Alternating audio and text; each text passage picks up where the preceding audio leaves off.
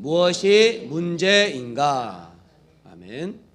무엇이 문제인가? 라는 말씀의 제목으로 함께 은혜 받는 시간 되시길 소망합니다. 사람은 누구나 문제를 가지고 살아가지요. 문제 없는 인생은 없는 것입니다. 누구나 인생의 문제를 가지고 살아간다는 얘기겠죠. 여기에 앉아있는 저와 여러분 또한 한 가지 이상씩은 모든 문제를 가지고 있을 것입니다. 그러기에 중요한 것은 문제를 해결하는 해결책이지요. 문제의 답을 알고 있다면 문제는 더 이상 문제가 아니기 때문입니다. 그런데 인생은 생각보다 복잡하고 내가 만나는 문제들도 너무나 다양하기 때문에 해결책을 찾는 것은 쉽지 않습니다. 그때마다 우리는 문제를 어떻게 대응해야 할지, 어떻게 해결해야 할지 고민하게 되지요. 오늘 본문에 이스라엘 백성에게도 아주 큰 문제가 맞닥뜨리지요.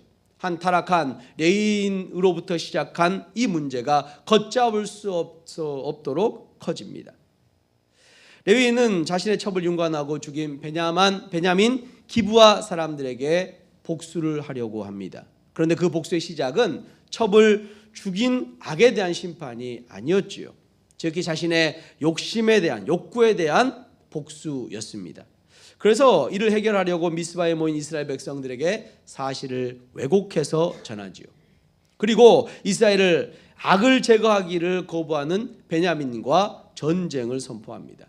그런데 쉽게 끝날 것 같은 이스라엘 백성 40만 군대와 바로 베냐민 25,700의 군대의 전쟁, 너무나 쉽게 끝날 것 같은 이 전쟁이 쉽게 끝나지 않지요. 1, 2차 전쟁을 통해서 4만 명의 이스라엘 연합군이 죽음을 맞이하고 패배를 맛봅니다. 이들이 전쟁을 앞두고 하나님 앞에 나아갔을 때에 이들은 패배를 맛보았던 것이죠. 그 이유는 무엇이었습니까? 하나님을 경외하지 않았기 때문입니다. 금식하고 통곡하며 나아가는 이스라엘에게 하나님께서 3차전이 승리를 허락하여 주십니다. 그러나 이스라엘은 여기서 끝나지 않고 베냐민 자손들의 온 성읍과 가축을 만나는 자들마다 다 살육을 저지르지요. 이러한 이스라엘의 모습은 이방인과의 전투를 행하는 헤렘 전쟁, 진멸 전쟁과 같은 모습입니다. 여호수아가 가나안을 정복하면서 헤렘 전쟁을 행했지요. 헤렘은 진멸하다라는 뜻을 가졌는데 남녀노소 가축들까지도 다 진멸하는 것입니다. 다 죽이는 거예요. 그래서 베냐민 지파는 전쟁을 피해 광야로 도망하여 림몬 바위에 숨은 사람 600명의 남자만이 살아남게 됩니다. 한 지파가 없어질 위기에 처한 것이죠. 결국 문제를 해결하려다 오히려 더 큰 문제를 만들고 만 것입니다. 이 문제를 해결하기 위해 이스라엘 백성은 어떠한 해결책으로 나아갈까요? 오늘 말씀 안으로 들어가 보도록 하겠습니다. 1절 말씀 우리 함께 봉독합니다. 이스라엘 사람들이 미스바에서 맹세하여 이르기를 우리 중에 누구든지 딸을 베냐민 사람에게 아내로 주지 아니하리라 하였더라. 아멘. 베냐민과의 전쟁에서 승리한 이스라엘의 총회는 미스바에 모였죠. 그리고 한 가지의 맹세를 합니다. 어떤 맹세입니까? 베냐민 사람에게 아내를 주지 않겠다는 맹세이지요. 아니 지금 베냐민 지파의 사람은 남은 자가 몇 명이었어요? 600명의 남자만 남은 상태였어요. 그러기에 이러한 이스라엘의 맹세는 결국 베냐민 지파를 더 이상 살려주지 않겠다라는 맹세가 되는 것이죠. 아니 아무리 큰 죄를 저질렀다 하더라도 한 지파를 몰살하는 게 말이 되는 것입니까? 그것도 한 민족 아닙니까? 용서할 수 있는 상황인데요. 그런데 베냐민은 남은 600명이 이스라엘과 결혼하지 않고 이방인들과 결혼해도 되지 않습니까? 뭐 민족을 유지하는 데는 지장 없지 않을까요? 그런 생각할 수 있지요. 하지만 하나님께서 이스라엘 백성들에게 뭐라고 명령하셨습니까? 이방인과 통혼하지 마라. 결혼을 하지 말라는 금지를 말씀하셨지요. 그래서 지파를 유지하기 위해서는 이방인이 아니라 바로 동족 간에 결혼해야 하는 것이었습니다. 이스라엘은 그제야 지금의 상황을 파악하고 이스라엘이 직면한 현실을 바라보게 됩니다. 그리고 하나님 앞에 나아가 울기 시작하죠. 2절입니다. 백성이 베델에 이르러 거기서 저녁까지 하나님 앞에 앉아서 큰 소리로 울며. 전에 이스라엘은 베냐민과의 전쟁에서 패하고 나서 하나님 앞에 울었었죠. 그런데 이번엔 승리한 후에도 울고 있는 모습이 그려집니다. 그들에게 승리는 승리가 아니었던 것이죠. 이스라엘의 승리가 곧 이스라엘의 위기가 된 것입니다. 이제 이스라엘의 한 지파가 사라질 위기가 다가온 것입니다. 이런 상황에서 그들은 이렇게 말하지요. 3절입니다. 우리 함께 합니다. 이르되 이스라엘의 하나님 여호와여, 어찌하여 이스라엘에 이런 일이 생겨서 오늘 이스라엘 중에 한 지파가 없어지게 하시나이까 하더니. 아멘. 이스라엘이 어떻게 말하고 있습니까? 하나님, 어떻게 이스라엘에 이런 일이 생길 수 있습니까? 지금 이스라엘은 한 지파가 사라질 위기, 이 문제의 원인이 누구라고 이야기하고 있어요? 누구라고 이야기하고 있어요? 하나님이라고 하나님께 원망하고 있잖아요. 지금 이스라엘 백성들은 그 한 지파가 사라진 그 위기를 하나님께 원망으로 올려드리고 있는 거예요. 그런데 이게 맞는 말인가요? 여러분 생각은 어떠십니까? 누가 베냐민 지파를 이렇게 만들었습니까? 하나님이 하셨습니까? 아니죠. 그런데 지금 누구를 원망하고 있습니까? 잘못은 자기들이 해놓고 하나님의 탓을 하고 있는 거 아니에요. 하나님이 이스라엘에게 승리를 허락하셨고 베냐민을 심판하셨습니다. 하지만 이스라엘은 하나님 허락하신 승리에서 멈추지 않았지요. 이스라엘 전쟁에 승리한 후에도 그 성읍들을 돌아다니며 불을 지르고 거기에 있는 모든 사람들을 다 학살했지 않습니까? 베냐민에 속한 성읍들을 진멸한 것입니다. 그래서 베냐민의 여인이 다 멸절된 것이죠. 이스라엘은 전쟁과 관련 없는 사람들, 여자, 가축까지 다 죽인 것입니다. 그 결과 베냐민의 남은 사람은 전쟁에서 도망한 600명의 남자밖에 없는 것이죠. 지금 상황은 누가 만든 겁니까? 이스라엘 그 자신들이 한 일이죠. 하나님이 명하신 일도 아니고 하나님이 행하신 일도 아닙니다. 이스라엘의 죄악된 그 본성을 따르다 보니까 행한 일 아니겠습니까? 그런데 그들은 이 일에 대하여 누구를 원망합니까? 하나님을 원망하고 있어요. 그리고 하나님을 원망하는 그것으로 끝나고 맙니다. 정말 큰 문제.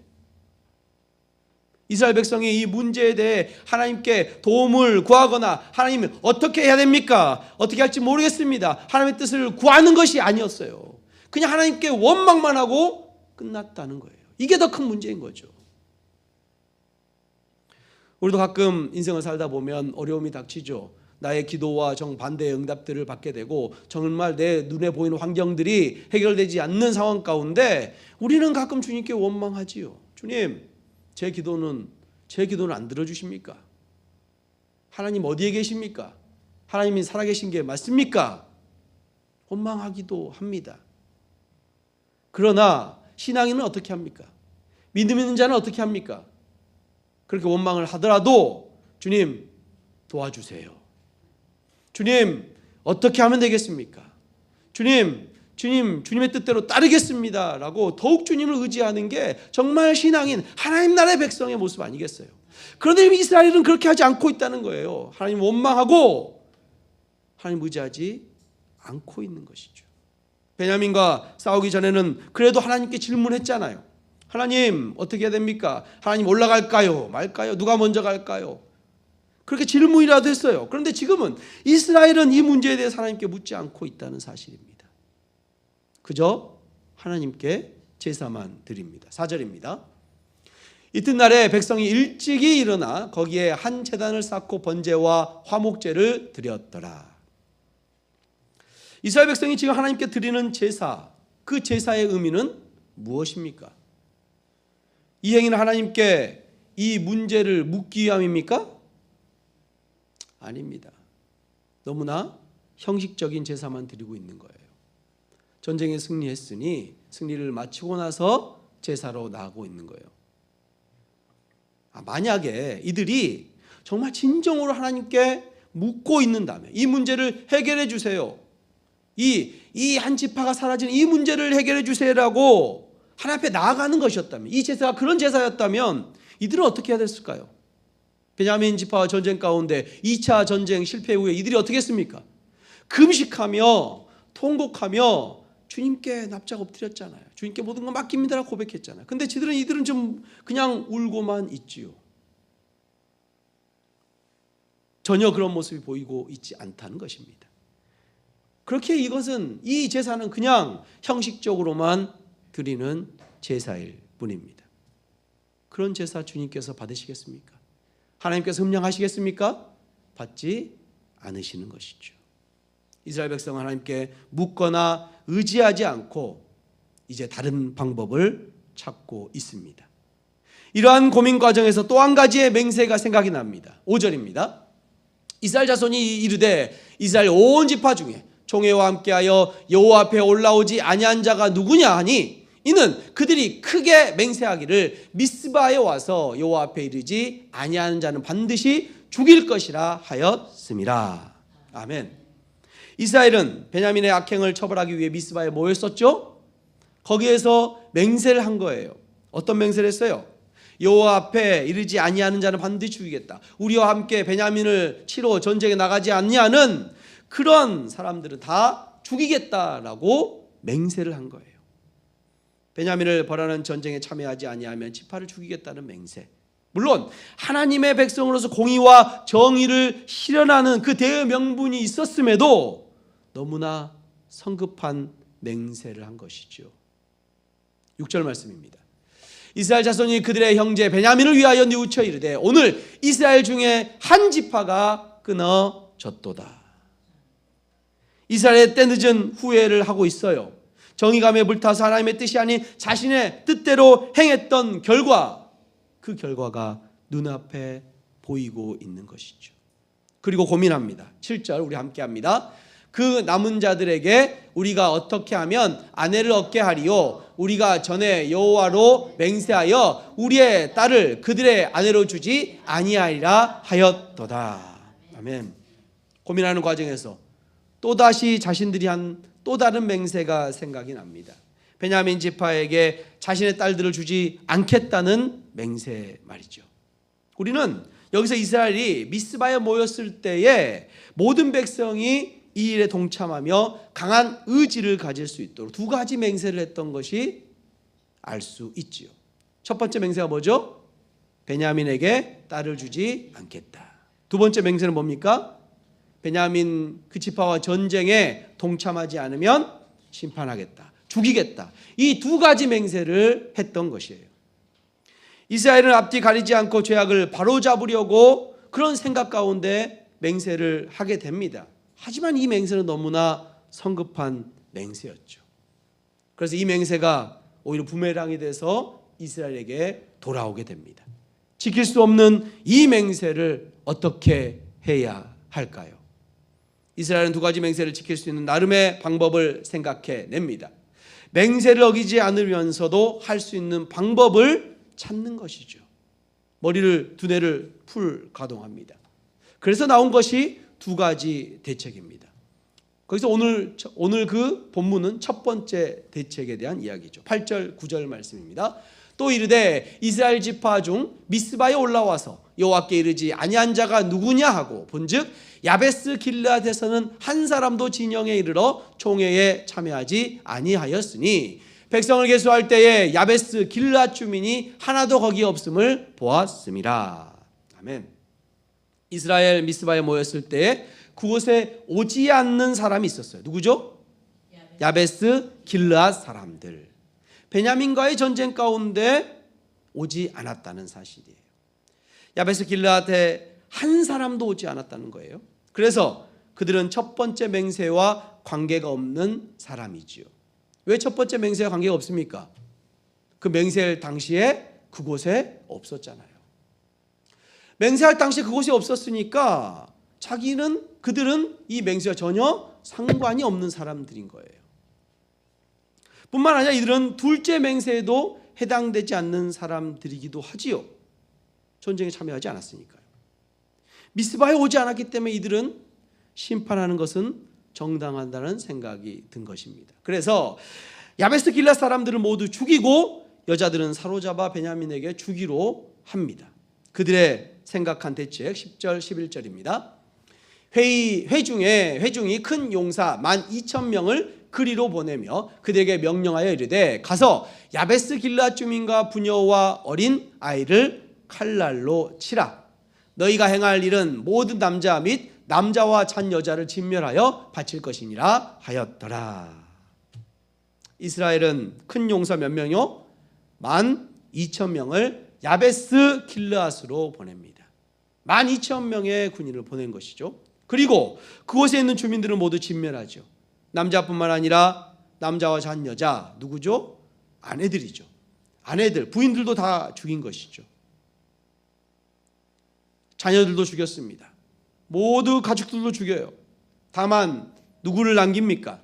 남자를 알지 못하는 처녀들을 남기죠. 처녀들만 사로잡습니다. 이스라엘은 또다시 백성들을 죽이며 동족 간의 피를 흘리고 있는 것이죠. 악을 해결하기 위해 다른 악을 거듭하는 이 이스라엘 백성들의 모습을 발견합니다. 죄의 속성이죠. 죄는 한 번으로 끝나지 않습니다. 거짓말이 한 번으로 끝나는 거 봤습니까? 거짓말은 또 다른 거짓말을 낳습니다. 그 거짓말을 보호하기에 또 다른 거짓말, 점점 눈덩이처럼 커지는 거짓말이 되듯이 죄는 그 즉시 주 앞에 회개하지 않으면, 그 즉시 예수 그리스도의 보혈로 깨끗게 되지 않으면 더 큰 죄로, 더 큰 악으로 된다는 사실을 기억하시기 바랍니다. 12절입니다. 우리 함께 합니다. 그들이 야베스 길르앗 주민 중에서 젊은 처녀 400명을 얻었으니 이는 아직 남자와 동침한 일이 없어 남자를 알지 못하는 자라. 그들을 실로 진영으로 데려오니 이곳은 가나안 땅이더라. 아멘. 결국 이스라엘은 길앗 야베스 주민 중에서 400명을 처녀로 처녀 400명을 잡아옵니다. 이러한 유사한 전쟁이 미디안과의 전쟁에서 있었지요.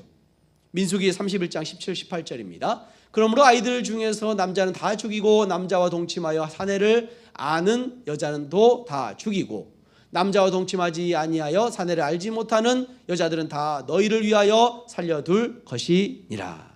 아멘. 민수기 25장에 의하면 미디안 남자들은 여호와의 원수이기에 죽임을 당하는 것은 당연했습니다.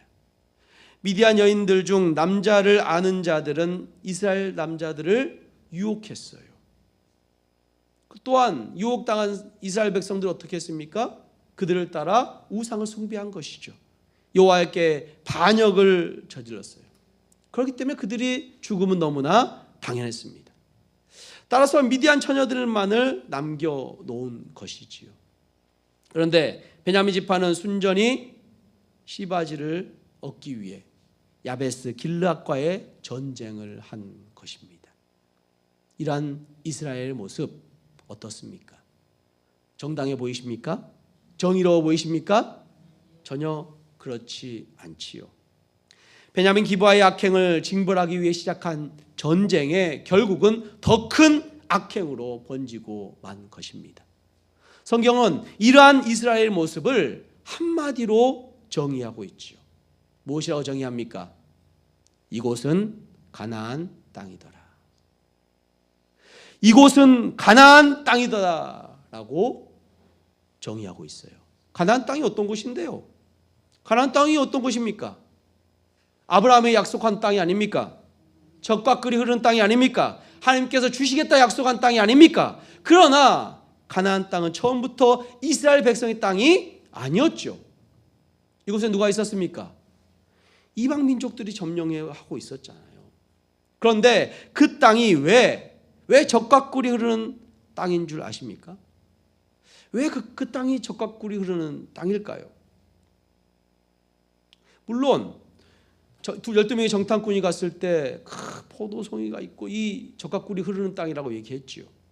그러나 가나안 땅 전반적으로 보면 그 땅은 옥토의 땅이 아닙니다. 그 땅은 때때로 늦은 비와 이른 비가 있지 않으면 열매를 맺지 않는 척박한 땅이에요. 오히려 요단 동편, 요단 서편이 가나안 땅이잖아요. 요단 동편이 정말 옥토의 땅이었어요.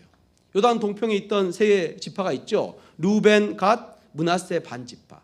원래 이 땅은 하나님께서 예비한 땅이 아니었어요. 그런데 전쟁을 하고 올라가는 중에 이들이 대적해서 전쟁 가운데 승리해서 하나님께서 덤으로 주신 땅이 바로 요단 동편의 땅이에요. 이 땅은 정말로 옥토와 같은 땅이에요. 그럼에도 불구하고 하나님께서는 왜 옥토와 같은 요단 오른쪽을 준 것이 아니라 동편을 준 것이 아니라 요단 서편, 요단강 서편을 가나안 땅으로 이야기하시고 그 땅을 주겠다고 말씀하시며 그 땅으로 인도하신 것일까요? 그 이유는 그 땅이 옥토밭이고 젖과 꿀이 흐른 것이 아니라 그 땅에 누가 함께해요? 하나님이 함께 하실 땅이기 때문이에요. 하나님이 함께 하시면 광야 같은 그 척박한 땅도 옥토밭이 된 줄로 믿습니다. 그래서 광야 같은 땅에 때로는 늦은 비, 이른 비를 주님이 주셔서 농작물을 키우시고 이스라엘 백성들을 먹이신다는 하나님의 약속의 땅이 되는 거예요. 그래서 이스라엘 백성은 가나안 땅에서 누구를 의지하게 됩니까? 더욱 하나님을 의지해야지만이 그들이 젖과 꿀을 먹을 수 있는 것이지요. 그래서 하나님의 가나안 땅을 이스라엘 백성들이 정복하고 나면 이제 가나안 땅이 아닙니다. 어느 땅입니까? 하나님의 나라가 되는 것이에요. 예전에 그 이방들이 정복했던 그 가나안 땅이 아니라 하나님의 정복한 하나님의 나라가 되는 것입니다. 할렐루야. 그러나 이스라엘이 하나님의 백성으로 가나안 땅을 정복하고 그 땅을 차지했지만 여전히 그 땅은 어떤 땅이라고요? 가나안 땅이라고 설명하고 있잖아요. 본문이. 이스라엘 살고 있지만 여전히 그 땅은 가나안 땅입니다. 이스라엘이 약속의 땅에서 가나안처럼 살고 있기 때문이지요. 약속의 땅에서 하나님의 백성답게 주님을 의지하며 산 것이 아니라 약속의 땅에 들어갔음에도 불구하고 여전히 가나안 이방인들의 풍습과 이방인들의 모습대로 따라가고 있기 때문에 그 땅은 하나님의 나라가 아니에요. 그래서 성경은 이곳을 가나안 땅이라고 선포하고 있는 것입니다. 이제 이스라엘은 베냐민 자손에게 평화를 선포합니다. 13, 14절 말씀입니다. 온 회중이 림몬 바위에 있는 베냐민 자손에게 사람을 보내어 평화를 공포하게 하였더니 그때에 베냐민이 돌아온지라. 이에 이스라엘 사람이 야베스 길앗 여자들 중에서 살려둔 여자들을 그들에게 주었으나 아직도 부족함으로. 베냐민에 남은 사람이 몇 명이죠? 600명. 600명이 남았잖아요. 지금 길앗 야베스에서 데려온 처녀가 몇 명이에요? 400명. 네, 뺄셈을 하면 몇 명이 부족합니까? 200명이 부족해요. 아직도. 네. 말씀을 마치려고 합니다. 이스라엘 백성은 큰 문제에 봉착합니다. 베냐민 지파의 악행 가운데 징벌했지만 그것이 너무 과하여서 한 지파가 완전히 사라질 위기에 처한 것이죠. 베냐민의 모든 사람이 죽고 오직 600명의 남자만 남아 있었지요. 이 큰 문제 앞에 이스라엘은 두 가지의 잘못을 합니다. 첫 번째 무엇이죠? 하나님을 원망하지요. 하나님을 원망했습니다. 두 번째 잘못은 무엇입니까? 하나님께 묻지 않은 것이죠. 하나님께 원망으로 끝나버렸잖아요. 하나님께 묻고 하나님 어떻게 해야 됩니까? 다시 도와주세요. 은혜를 주세요라고 나아갔어야 되는데 그렇게 하지 않은 것이죠. 이 두 가지로부터 문제를 해결하려고 합니다. 우리는 먼저 하나님에 대한 원망을 통해 이스라엘의 문제의 원인을 잘못 파악하고 있음을 알 수 있죠. 이들이 하나님께 원망을 드리는 그 모습이 정말 이스라엘 백성들이 문제를 알지 못하는구나, 이것이 무엇이 문제의 원인을 알지 못하는 거다라고 발견할 수 있습니다. 문제 원인이 자신에게 있음을 모르고 하나님만 원망하고 하나님만 탓하고 있는 것이죠. 자신들의 믿음 없음은 보지도 못하고요. 무엇보다 하나님께 묻지 않음을 통해 이스라엘은 자신의 생각대로 문제를 해결하려고 합니다. 사사기의 주제가 무엇이었습니까? 이스라엘의 왕이 없으므로 자신의 왕이 되어 자신의 뜻대로 살아가는 모습 아니겠어요? 여전히 하나님의 방법이 아닌 자신의 눈에 좋은 대로 문제를 해결하고 있는 것이죠. 그리고 무엇보다 문제를 해결함에 있어서 큰 걸림돌이 있었죠. 무엇입니까? 두 가지의 맹세가 문제였지 않습니까? 두 가지의 큰 맹세. 첫 번째가 뭡니까? 베냐민에게 아내를 주지 않는 것. 두 번째는요, 베냐민을 치러 오지 않는 사람들을 죽이는 것. 이 두 가지의 맹세 때문이에요. 그런데 그들이 지키고자 하는 이 맹세는 도대체 누구를 위한 맹세예요? 이들이 하나님께 맹세한 거 아니에요. 근데 이 맹세를 왜 그렇게 지키려고 하고 있는 거예요?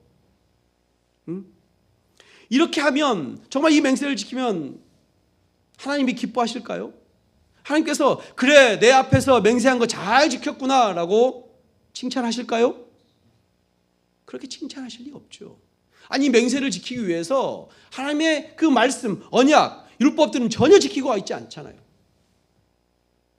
이웃을 사랑하지도 않고요, 용서하지도 않고.